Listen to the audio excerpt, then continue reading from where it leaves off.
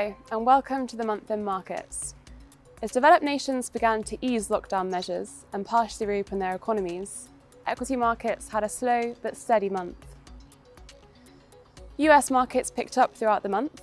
Defensive sectors like healthcare and tech have driven recovery so far. But energy and financial stocks joined the rally at the end of the month, as investors drew increasingly optimistic about the prospect of economic recovery. However, markets remain cautious. The threat of a second wave of coronavirus has not yet been eradicated, and a new national security law in Hong Kong has escalated tensions between the US and China. Oil prices stabilised in May, recovering some of the ground lost in April. Yet, global demand remains well below pre-crisis levels. As the aviation industry heads deeper into crisis, recovery is likely to take years, not months.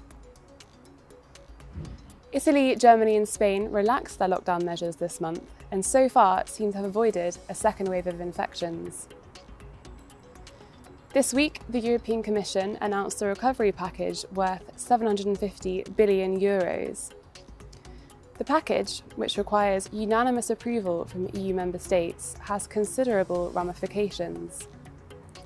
It significantly increases economic integration in the EU. The money will be taken as common debt and issued to the regions and industries in the EU that have been hit hardest by the virus. The debt will be repaid with EU-wide taxes over the next 30 years. News that UK GDP contracted 5.8% in March shook the FTSE at the start of the month. It has slowly recovered ground since then, ending the month as it started. Government borrowing hit a record high in May, as expenditure rocketed and revenue dropped. As the developed economies continue to reopen their societies, the next month will be critical in defining how quickly we can enter the new normal and begin the road to economic recovery. Thanks for watching.